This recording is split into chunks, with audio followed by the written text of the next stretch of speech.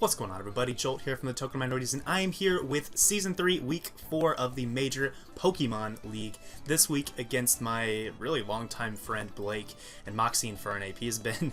He was one of the first participants in the Token Minorities tournament, so it's kind of cool to finally be able to encounter him in a standard league match as opposed to just the match we had in our tournament here not too long ago.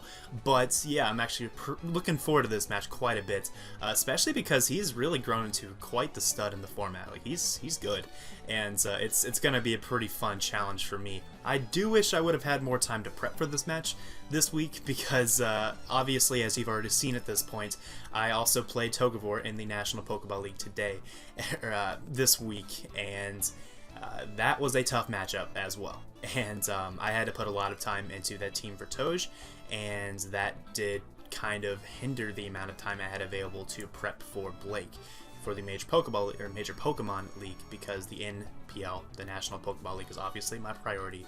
It's the league that's been on this channel for quite some time now, and I'm going to put most of my effort into that league, and then with whatever I have left, I spend that time on my MPL preparation. But it just turned out this week that I didn't have much time left for this build, so it is basically a team that is constructed without any sort of practice battles, which is something I really dislike doing, but it was necessary this week. I still think I put together a pretty good squad, not the best I could have done, I think, but given the time I had available, I think it's not bad. I have a chance to win with this team, and that's the important part. As long as I have a chance, I feel confident enough in my battling abilities that I should be able to be capable of pulling off a win given any situation, as long as I play to the best of my abilities. Granted, when I don't have as much time invested in the prep, I am less able to make mistakes in my games, because if I make mistakes with insufficient prep, then it's pretty hard to come out on top in this format. So that's kind of the preface to all of this. Let's jump into the team matchup a little bit. He has Manaphy, Infernape, Nidoqueen, Mega Glalie, Skarmory, Raikou, Whimsicott, Braviary, Crawdaunt, Tyrantrum, and Uxie. So he's got some threats. And there's a combination on his team that gives me so much trouble, and that's Manaphy, Infernape, Skarmory. As if you look through my roster, it's kind of shown in images along the bottom of the screen as well as on the graphic in front of you. I really don't have much for that combination. Let's start with Skarmory. I have exactly one counter to Skarmory, and that's Thundurus. The issue with Thundurus is that it's frail, it has no recovery, and it's weak to rocks.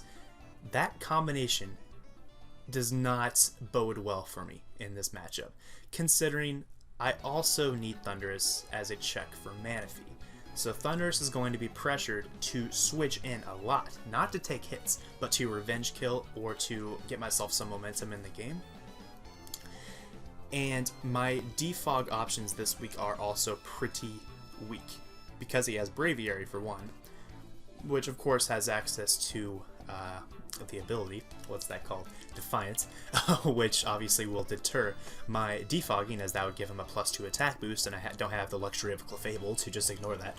Unfortunately, that'd be lovely on this team. But on top of that, just in general, my defoggers, my potential defoggers being Salamence, and Scizor, I don't think I can afford to run defog on them. I don't even think Salamence can come this week because he has so many things that can deal with it, and he has Skarmory and he has Whimsicott, which can obviously take my stab moves very well. I heavily considered a Scarf defog mints with just Outrage and Earthquake and like Fire Blast against him, and I'm actually might not have been a bad set. Maybe if I did more test battles I would have actually brought it, but I opted not to do it just because it in itself is weak to rocks, it in itself is weak to ice, and the general concept of my team build is going to be to keep the pressure on his wall breakers, being the Mega Glalie especially, as Mega Glalie hits my entire team so hard, and if all of my fast stuff is weak to Mega Glalie, then I'm going to be forced to switch out my fast stuff into my walls to take a massive hit from Mega Glalie, and that's just a bad combination I don't want to deal with whatsoever. So it's a very tricky situation, but Thundurus T is pressured a lot, despite the fact that it has honestly a very good matchup against him. It's just going to be very hard to keep it alive throughout the entirety of the game, and I think it'll impact my plays quite a bit to be able to pull that off, but Thunderous Tea has to come this week because of its necessity against the likes of Skarmory and Manaphy. Now, in terms of Manaphy, I really don't have any counters to it, and that's a problem.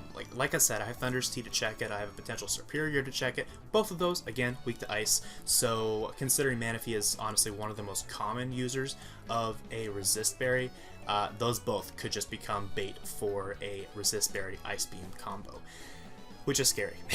It's terrifying, to say the least, as even if I were to run a Yache Berry on the Superior or the Thunderous, the Manaphy is almost undoubtedly going to be at +3 from a Tail Glow as I'm hard switching into one of those checks, and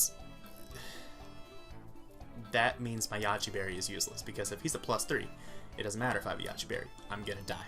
So it's a problem, to say the least. I think my best way to deal with a Manaphy is Sylveon, but Sylveon in itself is kind of setup fodder for Manaphy, as if he's a Tail Glow variant, then at the very least he can severely weaken Sylveon. I could run a Calm Mind set like I did against Trev in the National Pokeball League Week 1, but if I run a Calm Mind Sylveon set, then I'm most likely restricted to only having Hyper Voice as an attacking option, making Skarmory a pure counter to my Sylveon, and Skarmory is something I need to pressure as much as possible because I have so few ways to weaken it.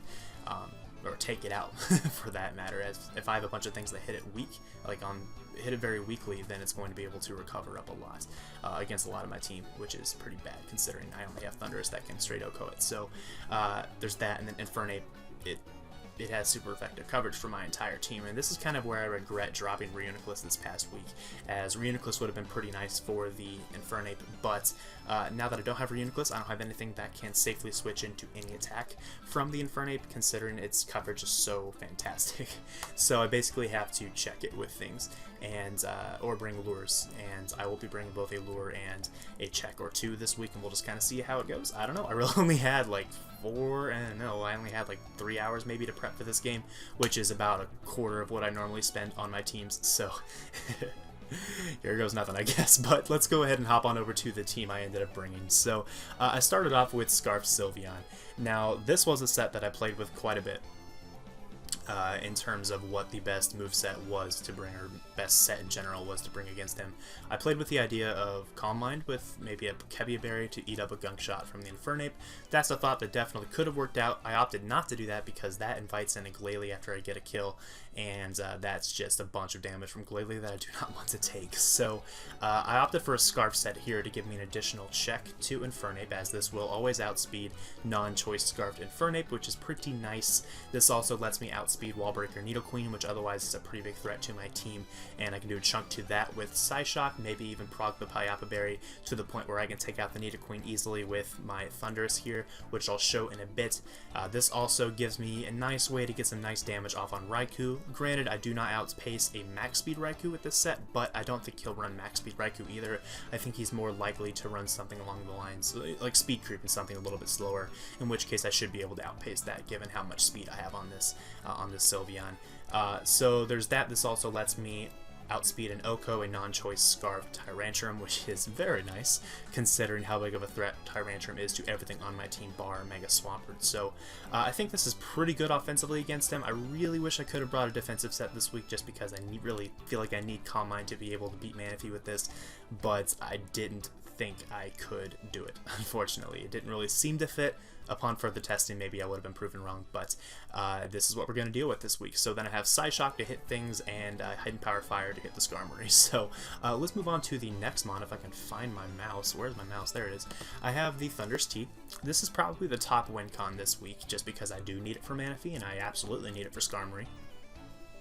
I'm running a Yache Berry so that I can eat up an Ice Shard from the Mega Glalie if I'm at high enough health. Most likely I won't be able to really use that effectively, but I figured I might as well have it just in case I absolutely need to get rid of the Glalie right then and there, or just in case I need to take out a Nidoqueen.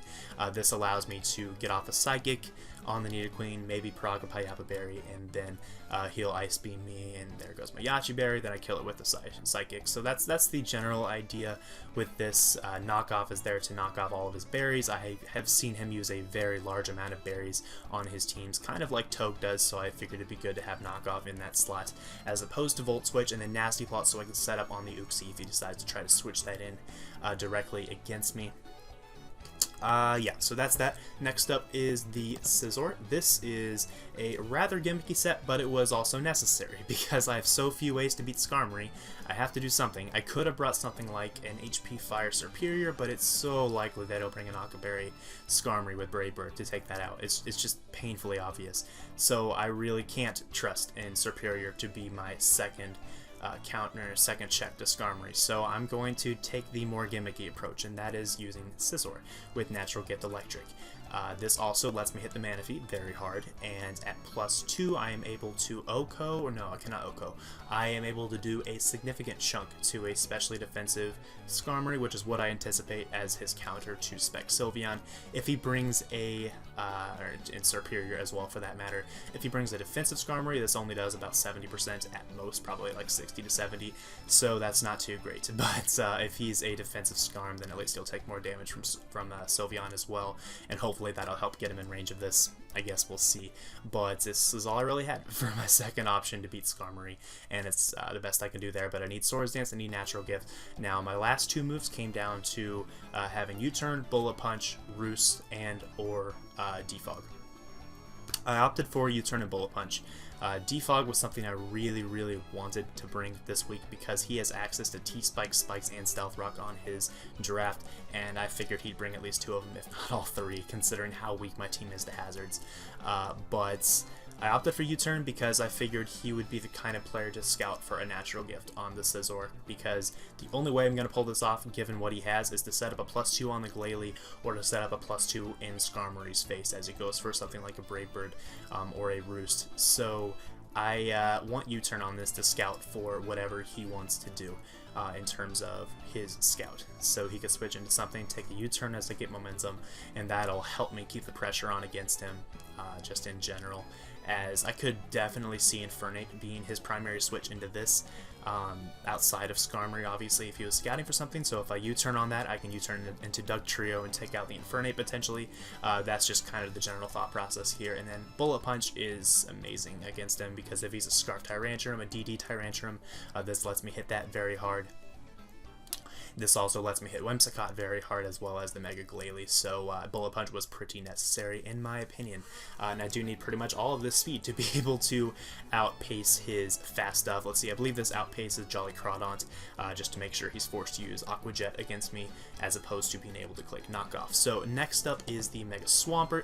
This is a dedicated switch into the Tyrantrum. It's also a decent switch into the Mega Glalie, as long as it's not a Freeze Dry variant. At least it'll help me pivot from something. It'll help me pivot into my my Miltank into the Mega Glalie here, just because it's, you know, really bulky. You can eat him an Ice Shard or something, and Miltank can eat up those freeze dries for days. I just don't want Miltank to have to take like 2 double edges or something. That'd be really bad. I don't want to deal with that. But hey, yeah, just in general, rest talk, I needed this thing to stay alive, just in case he is a Bandit or Scarf Tyrantrum. This thing I cannot lose if Tyrantrum is alive, because if Tyrantrum is spamming Head Smash and this is dead, I lose immediately. So we've got to be pretty careful with the Swamperts this week. Next up is the Dougie. This set I really do enjoy in this matchup, as if he's smart, he's definitely going to prepare in some way with his Raikou and Infernape, but I don't think he'll prep his Whimsicott for this, as who's going to predict a Sludge Wave Dugtrio? I don't think he's going to. So the primary object of this is to trap the Whimsicotts and Sludge Wave it to death, and that's exactly what I will try to do in the game if he brings Whimsicott. Now, if he doesn't bring Whimsicott, then the game plan is to weaken the Raikou to the point where even a Sugar Berry cannot help him survive, and Earthquake from this, and that honestly shouldn't be too hard, considering both Thundurus and Scizor can get off damage against Raikou pretty easily, I believe. Or really, the rest of my team puts damage on the Raikou, so that's pretty nice. Memento is there to help potentially give Scizor and Thundurus a better opportunity to set up a +2 respectively, you know, Swords Dance or Nasty Plots, and Earthquake Stone Edge for appropriate coverage. Next up is the Miltank. This is something I'm relying on a lot this week because it can do a lot of things in the matchup. It's just not a great Pokemon, so it's going to be kind of hard to keep it around just because it's pretty weak, and it has so many roles this game that I need it to fulfill that it's going to be hard to successfully accomplish all of them. I have Rock Tomb on this mainly because it allows me to hit the incoming Skarmory or the incoming Manaphy on a switch in. And if either of those are slowed down by Rock Tomb, then they are both outsped by my Scizor guaranteed, allowing me to get off the natural gift Electric without the risk of being Scald Burned in the process. So that's the idea behind Rock Tomb. It also just hits, Braviary decently well, despite the fact that it would give it a Defiant boost. If I can hit it with a Rock Tomb, I should be able to then take it out with either my Swamperts or my Scarf Sylveon or my Scizor. I have a lot of ways to deal with it. If I give it a Defiant boost, or depending on what set it ends up being. Stealth Rocks for Stealth Rocks, they're good against this team, and I think he'll Hazard stack, so we probably won't try to defog them away. And Earthquake to hit the Infernape, as this is Chopa Berry. It's obviously a lure to the Infernape, but it also means I have to keep this thing pretty darn healthy, which is very hard considering this is also my switch into Mega Glalie, which hits like a truck. So I'm hoping he can do more than I'm expecting him to, but it's going to be a challenge to say the least. But let's go ahead and hop on over to the battle and see if I can pull off this pretty difficult feat. Okay, so looking at team preview, he brought a terrifying team, to say the least. He has got all the threats. He's got the Skarmory, Infernape, and Manaphy, and Tyrantrum, all the things that I was really concerned about in my build, just because they put on an immense amount of pressure on my team. And he has the Glalie plus Skarm, which means that Hazard stack is very possible. I'm hoping it doesn't happen, but it's very possible. And considering I don't have Defog, that's bad. Because if Spikes and Rocks go up, I do not see myself winning this game. It's going to be very, very tough. An uphill battle at the least. But basically I'm going to be forced to trust myself as a battler to see if I can just outplay him. Because I know for a fact he outprepped me this week due to the amount of time I put into this team. So it's a matter of outplaying him. And if I can pull that off, then hey, we might be able to pick up a win this week. But it's looking like a pretty tall task. But in terms of the lead matchup, I have to lead Thundurus against him just because I cannot let the Manaphy get off a free Scald if he leads Manaphy. And if he leads anything else, I probably will be able to adapt accordingly decently well. But in general, I'm pretty much forced to lead Thundurus to keep the Manaphy out of there. Because if Manaphy leads and gets off a Tail Glow and starts putting in damage immediately, then I'm in big trouble. So we're leading with Thundurus, and let's go ahead and hop on into this battle as here we go. So Blake does issue the challenge, and he does lead Manaphy, so he definitely notices what I noticed, in that Manaphy is amazing against my entire team. So I let Thundurus, just like I mentioned before. And here I have a feeling he's probably going to scout for the Volt Switch, but regardless of what he goes into, I am just going to go straight for the knockoff here to knock off whatever resist berry he has. I know he's going into something with an item. He's not going into Glalie here, so I can get off or knock off on anything. Turns out this was a berry dinosaur, Tyrantrum, so definitely Fire Fang variants in that case, so that he could take a hit from the Scizor. And now I'm just going to switch right into my Swampert, my dedicated switch, and he might just go for Rocks if he's defensive, or he goes straight for the Head Smash to do some big damage to something, but fortunately I have this thing to just switch right in every day of the week. Now here I'm going to make a pretty aggressive play and go right back into my Thundurus, because Manaphy is pretty obviously coming back in, and like I said before, I cannot allow him to get a +3 with Manaphy, because if he gets a +3, I pretty much lose. So in comes Thundurus again, and this will give me the opportunity to go straight for the Thunderbolt this time on the likely incoming Tyrantrum, considering he'll probably predict me to go for knockoff again, but I know he won't want to risk his Manaphy either, so Thunderbolt was definitely the play here. And this allows me to scout what kind of investment he has on this set, and given the amount of damage it took, I think it's actually a little bit bulkier. Might even be specially defensive, because that really didn't do that much at all. So that means this is his dedicated switch into Thundurus, meaning I probably need a little more damage on it before I can take it out with a Psychic. So now I'm going to switch into my Swampert, because it's really my only play. Nothing else can switch into Tyrantrum. And he's going to make a nice play and Dragon Tail me out here, and that will force me out, I believe, into my Sylveon, which does outspeed him. So now I'm like, alright, this might be okay. Maybe he won't think that I might be Choice Scarf Sylveon, and I'll just go straight for the Hyper Voice, but he's a little too good for that. He's going to go ahead and switch on out into, I believe, his Skarm. which is pretty sucky because now he has the opportunity to just start setting up spikes as well. This is a spiking Skarmory, and the more hazards, the worse for me in this game because I have no way to get rid of them. But I am just going to switch straight out into my Weather Girl, the Miltank, as if he's going to get up hazards, I'm going to get up my own as well, and I need to keep up the pressure as much as I can in that regard. So he just goes straight for the Brave Bird, trying to get damage on my Sylveon or whatever comes in, which is a nice play, and I'm going to really eat it up pretty well because I am essentially max defense, you know, with a little bit of Spit F, but close enough. Anyway, I'm just going to go straight for the Stealth Rock here, as he is likely going to roost up the damage or go for Whirlwind. I believe he roosts up here, which is a very good play on his end, and it's I really need to get this thing weakened, because if the thing isn't weakened, I can't even take it out with +2 Scizor, so it's going to be very, very tough. It's already looking really tough in this matchup just to get rid of Skarmory alone, but then there's also the Manaphy in the back that I'm just terrified of, as well as the Infernape. So I go for the Rock Tomb on that turn just in case he wants to switch out into something that's a threat, or in case he Whirlwinds me out into my Scizor, which he actually does. But here I'm going to give him the benefit of the doubt as a player and just go for the U-turn, just see if he's going to try to scout for my Natural Gift, Fire, or Electric. And in doing so, I'm going to go U-turn into my Swampert, expecting him to potentially go for Whirlwind or to switch out. It looks like he didn't switch out, obviously, so he's probably going for Whirlwind here. I want to take the minimum amount of Stealth Rock damage, and even if he doesn't click Whirlwind, then I can just rest up with the Swampert on the following turn to get my health back and put myself in a better position to take hits from Tyrantrum. Considering the Tyrantrum is a Stealth Rock variant, I don't believe it'll be Dragon Dance.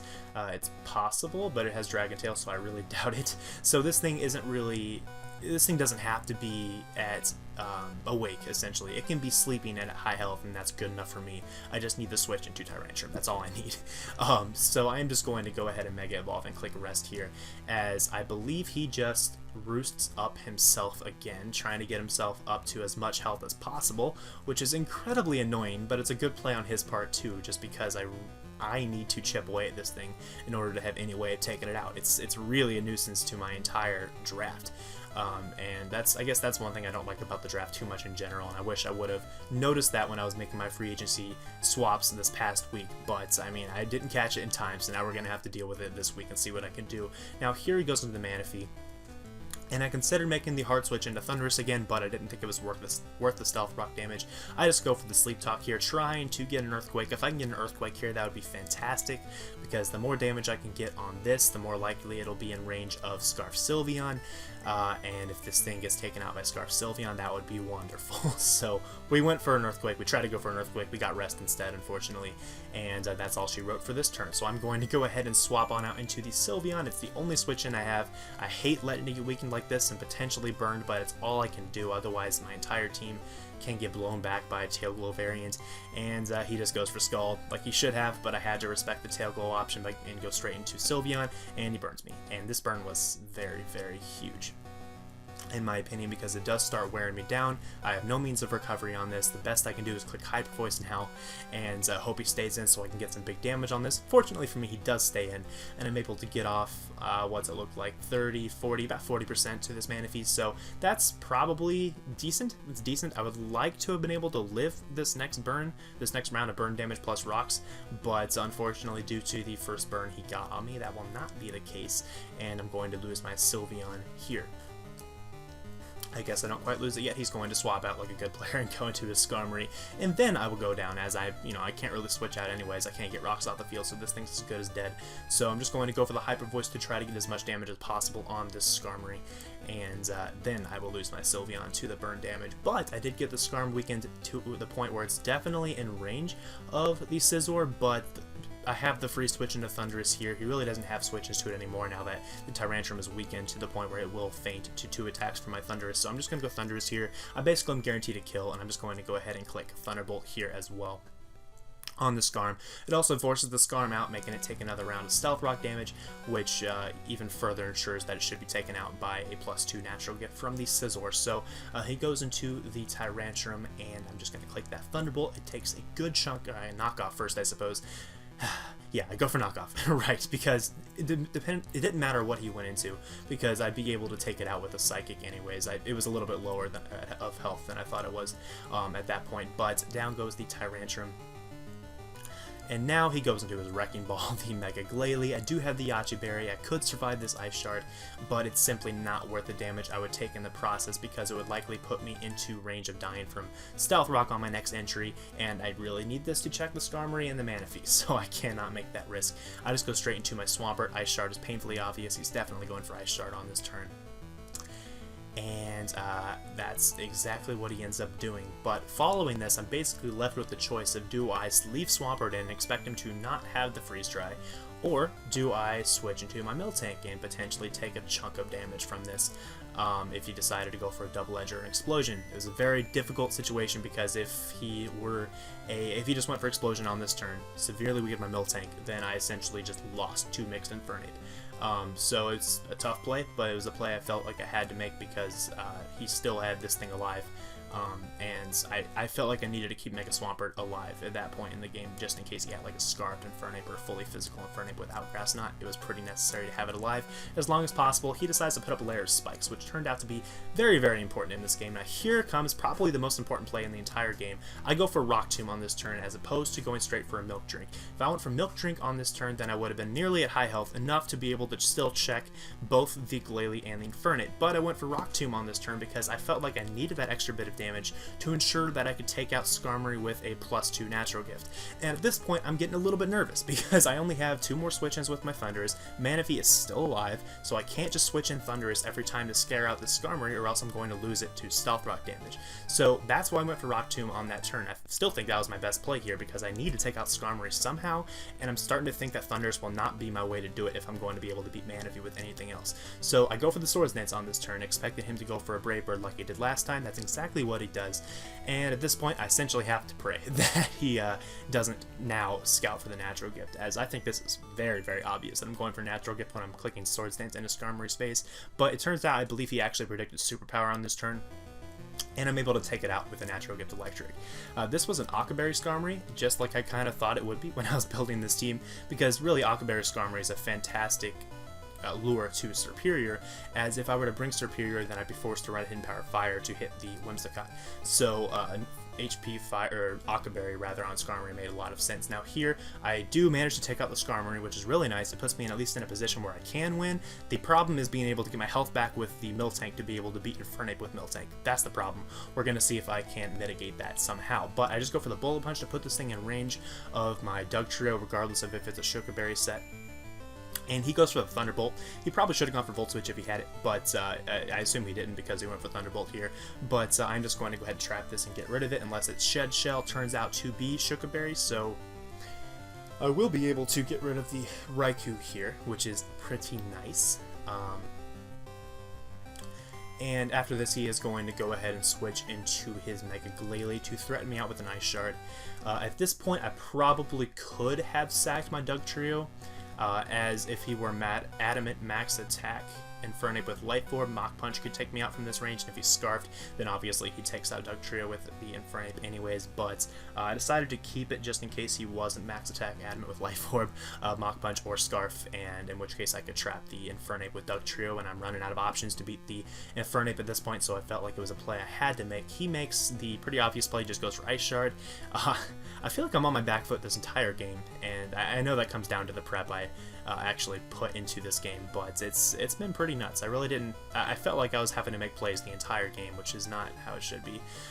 But he just goes for the Double Edge. I do live on 2 HP, which is pretty fortunate, and I'm able to roll a Waterfall with my Sleep Talk here and take out the Glalie. But it's not looking too good because he still has that Infernape, and I really wasn't able to get up a Milk Drink with my Miltank.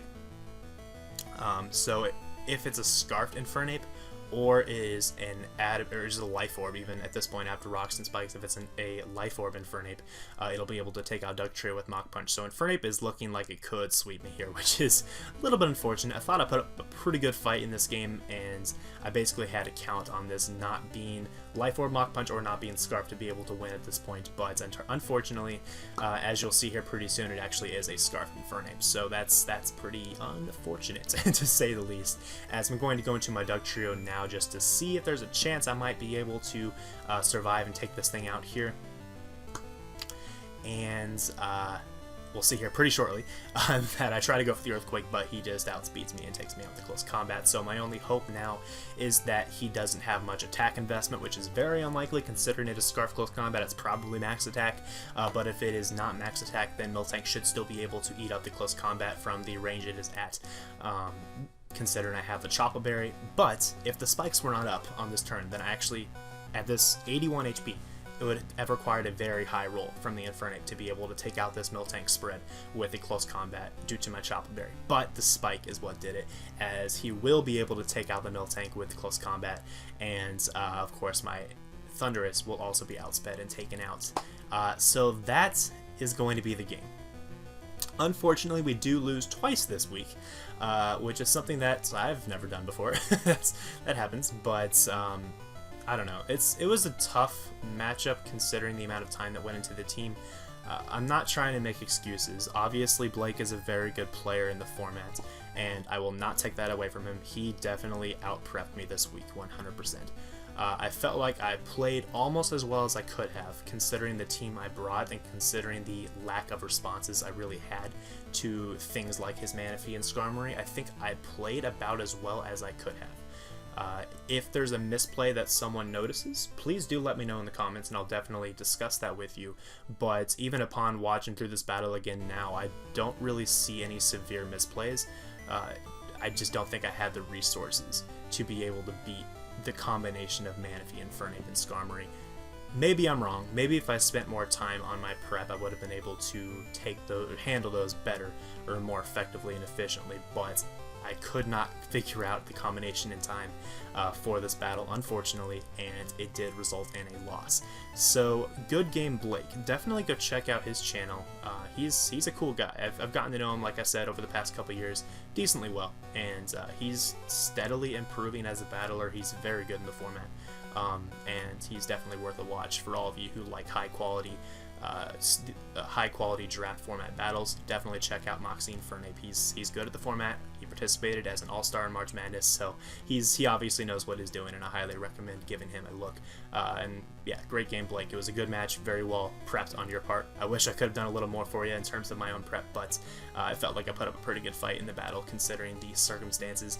But yeah, so in future weeks, I don't know. Like, I'm still gonna try my hardest in this league, but like, prepping for a league the caliber of the NPL, and NPL being the National Pokeball League, not to take anything away from the Major Pokemon League, but when my heart and soul is in the National Pokeball League and the level of competition is as high as it is in that league, I'm going to put a lot of time into my builds for the National Pokeball League, and there is a slightly above average chance that will make my efforts in the Major Pokemon League suffer a little bit, and that my builds will not be as sophisticated as they are for the NPL.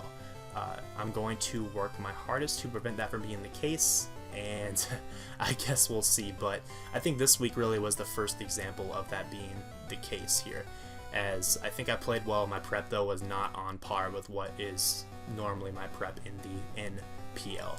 So, yeah, I do apologize for maybe the slightly lower quality in terms of my team prep, but the battle still was pretty good, I think.